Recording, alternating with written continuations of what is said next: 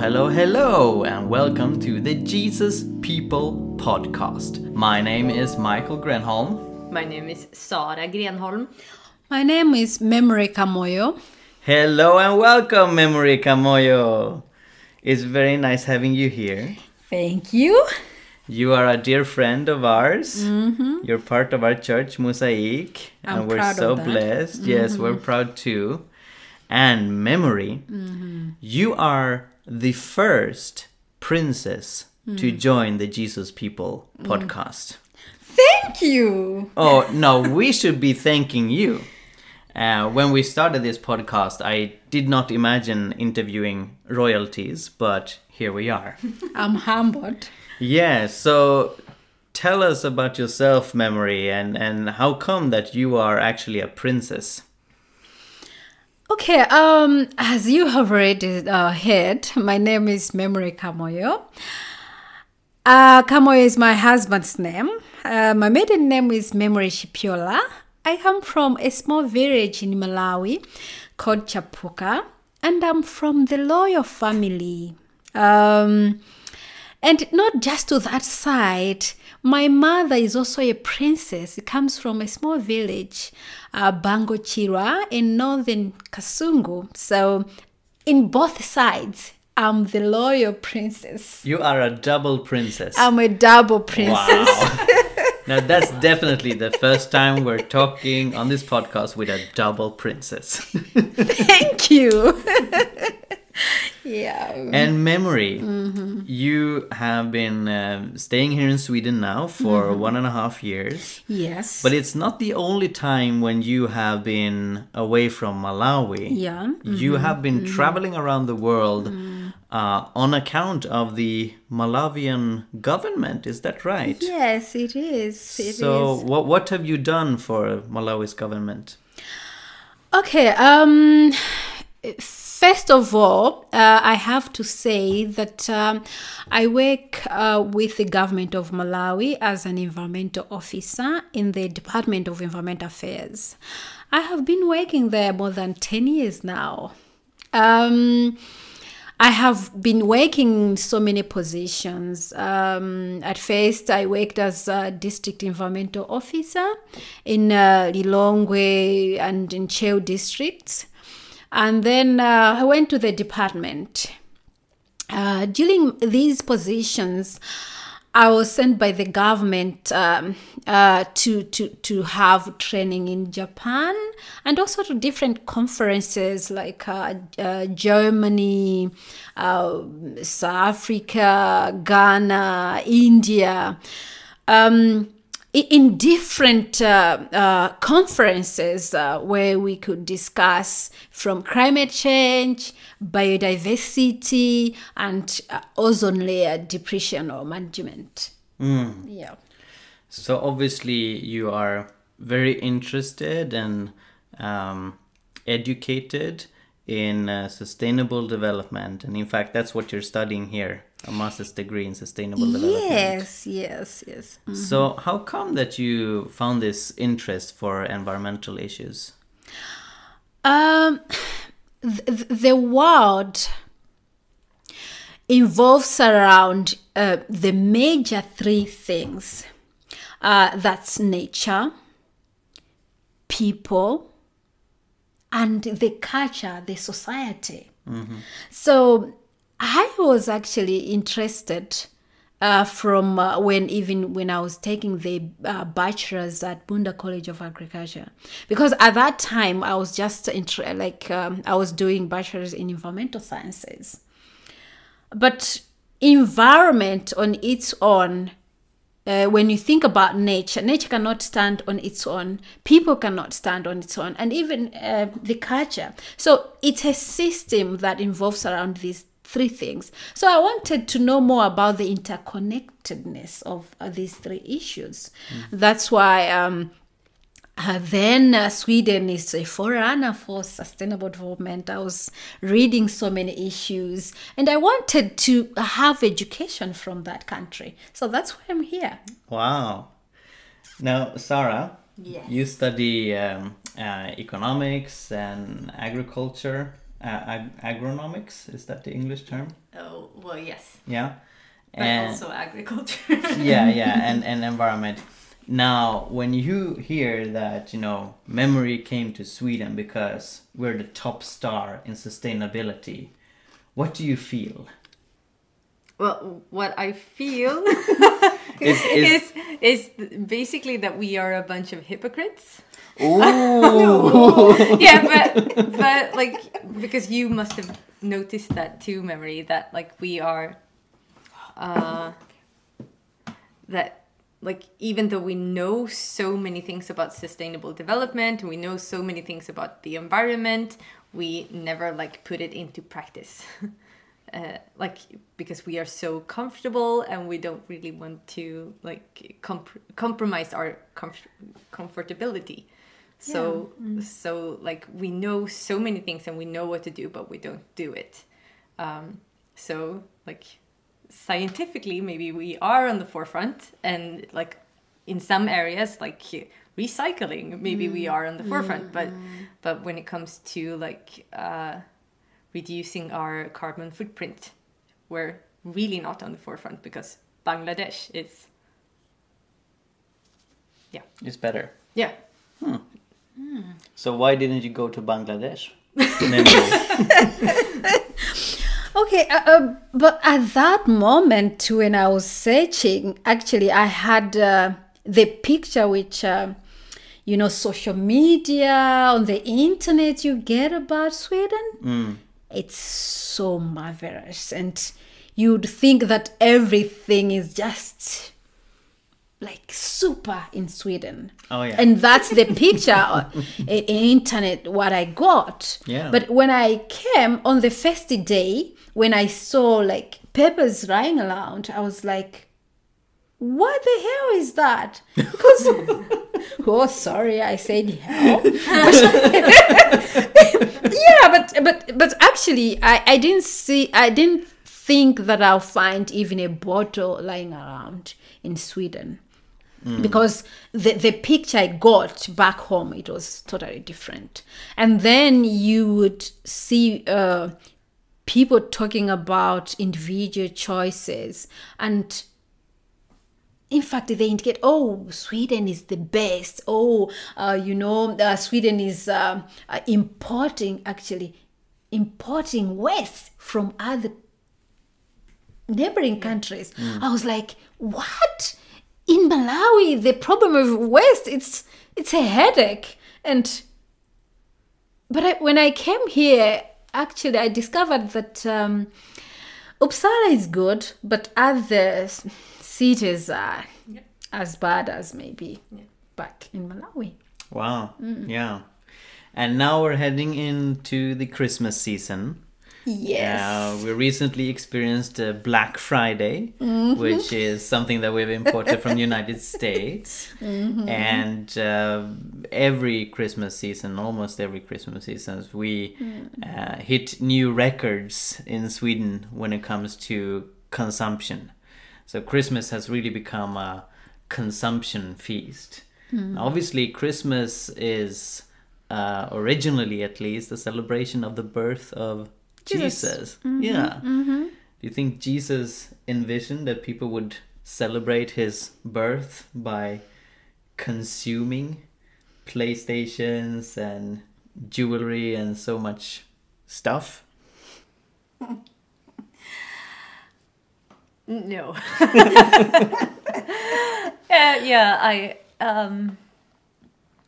It's an interesting thing actually that we like that Christmas like evolves so much around the gifts, the Christmas gifts. Does it come from like the three wise men who brought gifts to Jesus? Is that why we are doing it, or like why do we even bring each other Christmas presents? The tradition of giving gifts, at least to children, even precedes Santa Claus in this country. We had the Christmas goat that came home to people, and he looked very scary. All kids were so scared. You dressed like a dangerous goat man. And gave children presents. but I doubt that it actually has some kind of biblical connection. A lot of Christmas traditions don't have any biblical connections, like the tree and so on. Yeah. What I found very interesting, as we talked earlier, Memory, as we were eating dinner, is that in Malawi, you don't have this tradition of giving this many presents during Christmas. So what do you do there? Okay, so for you to understand how maybe Christmas is celebrated in Malawi, I'll give my own experience, how I have celebrated Christmas. When I was young, Christmas actually could be the day where I could eat chicken and rice. Okay, the other days you could eat vegetable and sima and maybe small fish. But on Christmas, you'd look up to that day because that was the day of feast. Okay.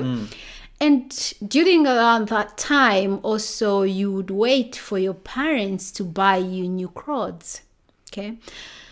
But when I was growing up and when I started working, I looked at Christmas differently. In cities, people now, they are taking the Western perspective. They buy gifts, and then they shop. You know, the consumption also goes up. So actually, for Arites, it's not much different between Sweden and Malawi, but we have to know that 80% or 70% of the people in Malawi live in villages, in rural areas. So the rural setup is what I gave the experience area. So Yeah, that's very interesting and a bit sad, you know. Yeah. Because again, this extreme degree of consumption that we do, it's really strange to connect that in any way to the birth of our Savior. Yeah. Now, I would like to read a quote that talks about sustainable development in a very interesting way. This is a quote from an environmental scientist called Gus Speth. And he said, "I used to think the top environmental problems were biodiversity loss, ecosystem collapse, and climate change. I thought that with 30 years of good science, we could address those problems. But I was wrong. The top environmental problems are selfishness, greed, and apathy. And to deal with those, we need a spiritual and cultural transformation. And we scientists don't know how to do that." Yeah. Now, Memory, what you have chosen to focus on in your studies is religion and sustainable development. So reading this quote from this environmental scientist identifying the biggest environmental problems as problems relating to spiritual and cultural issues, what are your thoughts on that? Yeah, I like that quote because it summarizes what I am discovering now, actually. I have read so many books on climate change, sustainability, and we scientists, actually, we present big figures, and sometimes big figures that a layman would not understand. Okay? The thing to change the mindset or to change the behavior, we have to touch the emotion of the person. For me as a Christian, the spirit of the person. So actually, it's when the person is transformed, that's where the change will start. Yeah. And when I look at selfishness, greed, and apathy, actually the top environmental problems, that's that. Because in systems thinking, we actually don't see what we are seeing, but the underlying factors that cause environmental problems, like climate change. If you go, Sarah, maybe you talk more about capitalism. Actually, it involves about around selfishness, wanting more. Okay, so if we go to Christianity or religion, okay, our point of departure is love. Okay, that's the biggest law in the whole Bible. Yeah. If we attach any business with love, okay, the Bible tells us we have to love God with all our hearts, and we have to love our neighbor. So if we attach love to everything, then that will be the change of the world. Because you start with love God, love others, and you can't love others when you are destroying their surroundings, which is the environment. So then we live in harmony, and you love nature, which is our base where we get everything. Yeah. So actually, I love that. Yeah. Now you mentioned capitalism, memory, and many people have argued that the environmental problems that we see today is to a large degree due to the capitalist economic system.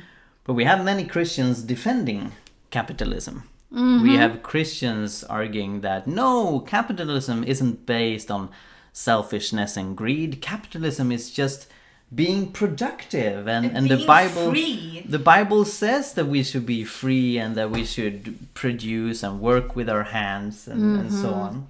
So what are your thoughts on that, Sarah? Do you have any thoughts on that? Well, I think I have previously expressed my thoughts on that in this podcast. Yeah, but could you briefly summarize them again for our new listeners? I'm like I've spent the past 3.5 years studying capitalism and like what drives it and what's the underlying thoughts, and like because I'm studying economics, national economy, and like the basis for all that thinking is capitalism. So I'm very well familiar with the capitalism concept, and the thing is like that capitalism like requires so many things that we as Christians can't really support, such as inequality, because capitalism can't exist without inequality. It's called inequality, not inequality. So and also, just to fill in, a Bible verse that challenges that's spoken a lot to me is 2 Corinthians 8:13, where Paul explicitly says that the purpose of giving money to the poor is that it should be equal for all. He literally says that there should be equilibrium. Yeah, and also that capitalism, like the whole system is built on consumption, that we as citizens of a country are like our primary function in society is being a good consumer, and with the capitalist economy, like if we stop consuming, our entire economy will fall because it needs eternal growth, which doesn't exist, and because we have like finite resources, finite resources, and also capitalism can't exist without pollution, environmental pollution, and so on, because it requires so much consumption, and we don't know how to produce without polluting. So we will always have some kind of pollution. Some kind of waste and some kind of rest products. Yes. Yeah. All right, that's very interesting. Now, memory. Have you encountered in Malawi Christians who defend the capitalist system, criticizing sustainability? What does it look like there? In Malawi, I think we are still talking about ending poverty. Yeah. Okay. In Sweden, when one day I was in class and I have been hearing this cut emissions, degrowth, and then I had to raise a hand that stop. Can you stop for a little while? Let's discuss Malawian perspective, because I'm part of this course. So then what was the issue? The issue I wanted to for the people to know is that in Malawi, we are not talking about the degrowth. We are talking about the growth. But maybe what we need to do is the growth that will be sustainable. But then there is a question, or other people think that there is no sustainable growth. Yeah. And I paused to think about that sometimes. But it's how we describe growth. Because people have never seen, if we concentrate on the health of the environment as growth. People think that growth is having this vast infrastructure, having industries, usually that will pollute. That's how people have seen the growth, but we haven't described growth as having the healthy environment. So in Malawi, actually, when we talk about sustainable development, we are concentrating much on the poverty alleviation, because about 50% they are still living under poverty. Yeah. Right? So when we talk about sustainable development, end of poverty is connected to so many issues. Because if you end poverty, people will have food, children will go to school, they will have clean water. And then when we talk about climate change, if also people can have something to depend on, if they can live above the poverty lines, that means even when we have disaster, at least they'll be resilient enough to come back quickly. But when they're poor, that means when disaster hits them, it's so difficult for them to come up. So actually what I can say, in Malawi, sustainable development is surrounding around resilience of the people, poverty alleviation, even accessibility to electricity. Because I know that the government of Malawi is trying hard, but we are still around 10% access to electricity. And within that, again, it's not like 24 hours, 24/7. It's just some hours, like maybe 6 hours or 10 hours. If you're lucky, 18 hours. So we are talking about sustainability in that context. Yeah. Yeah. And I think this is really important to recognize. Would you say, Memory, that a rich country like Sweden, that you've now experienced, you've seen all the access that we have here, does Sweden need growth? Sweden, as I have already said, how do we define growth? Okay. Do we define growth to continue becoming rich and destroy the environment? Or do we define growth as to have the healthy society, healthy environment?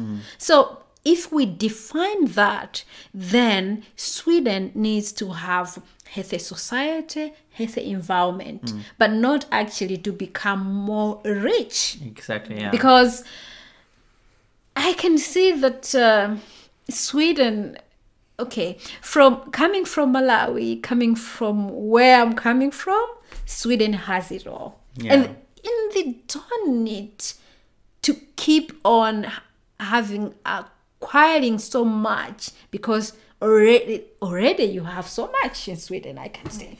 Yeah. Really do. Yeah. So what I can say is the access, actually, you have to distribute to others.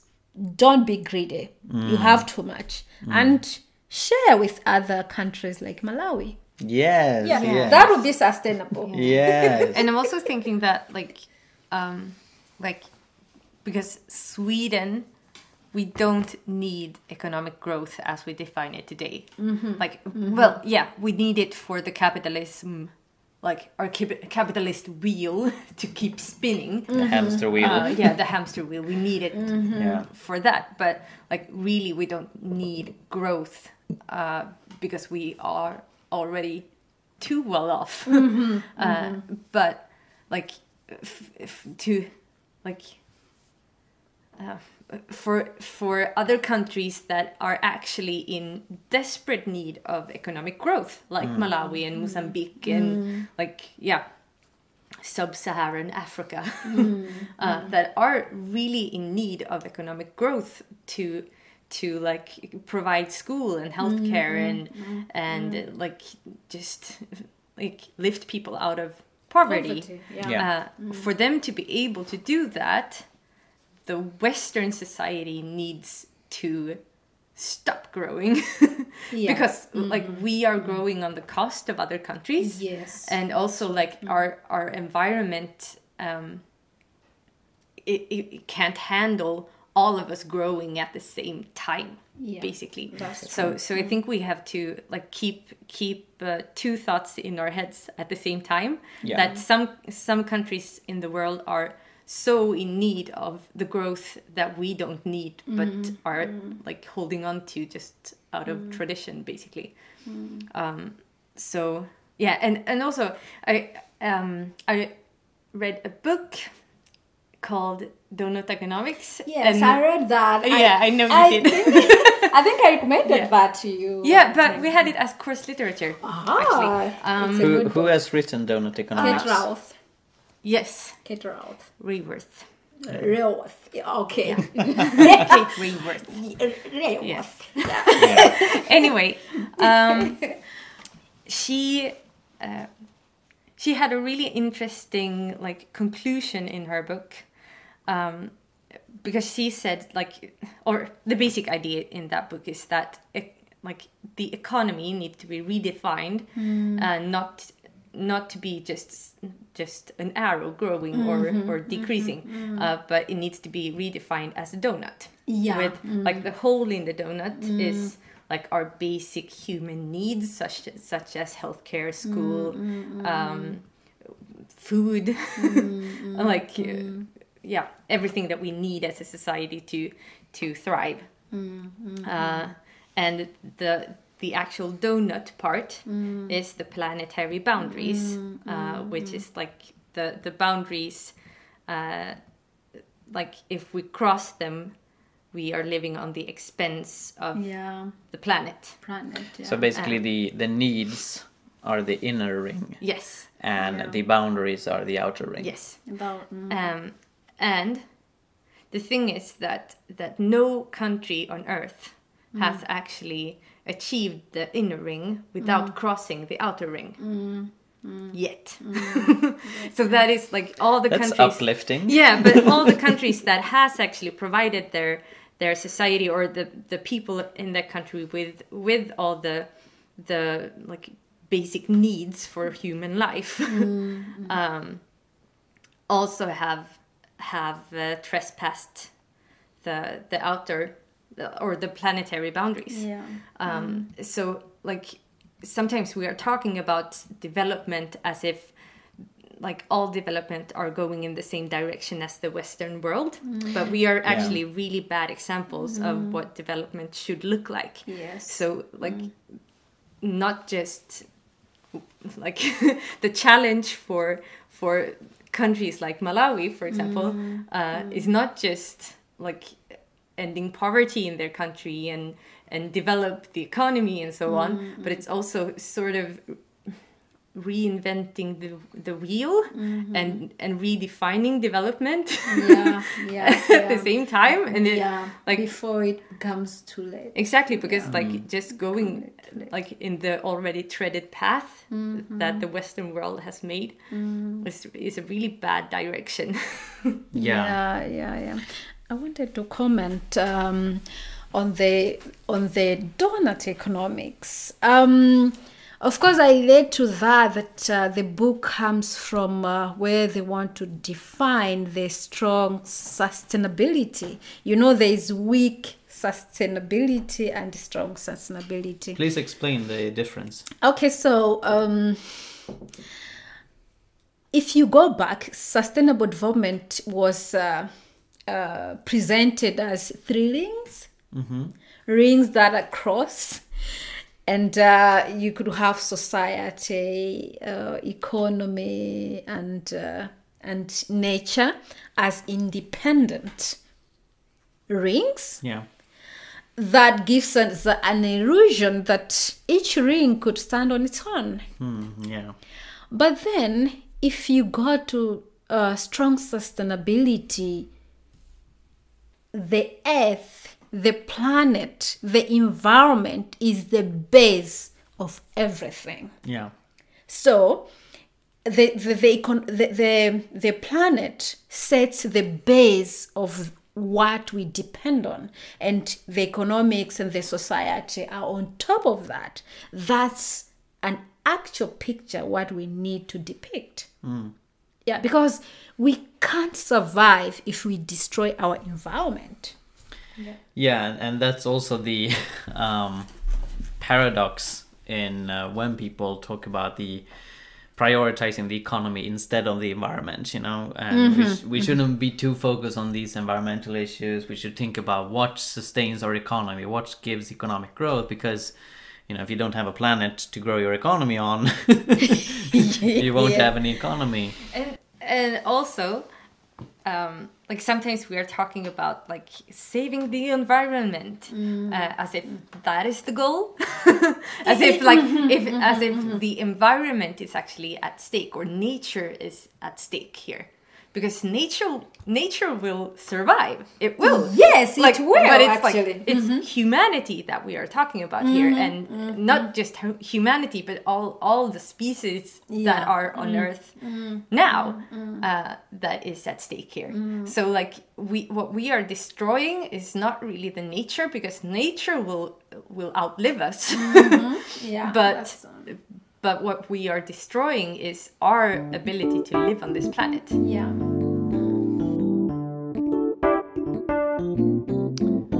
Ja, är hon inte underbar, vår vän Memory?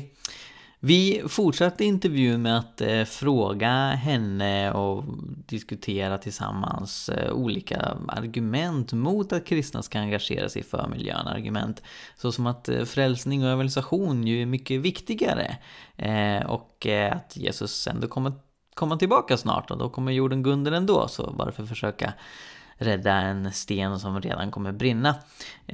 Och vad Memory och vi andra hade för tankar om dessa argument, det får ni höra nästa vecka när vi är tillbaka. Så på återhörande.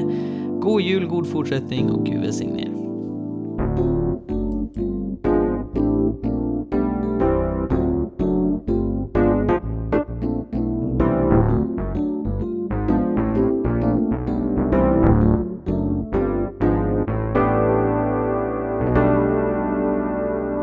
Tack för att du lyssnar på Jesusfolket. Om du vill höra mer så se till att prenumerera på iTunes eller valfri podcastapp. Glöm inte heller att lämna en recension. Det är en väldigt liten grej att göra som hjälper oss väldigt, väldigt mycket. Kolla in vår blogg, Hela Pingsten. Där finns det mängder med artiklar, videor och annat material om Guds rike, lärjungaskap, fred, rättvisa, evangelisation, andens gåvor och mycket mer. Och se till också att följa oss på Facebook, både Jesusfolket och Hela Pingsten har sidor där. Gud välsigne dig och fortsätt att fördjupa dig i vad det innebär att vara en del av Jesusfolket.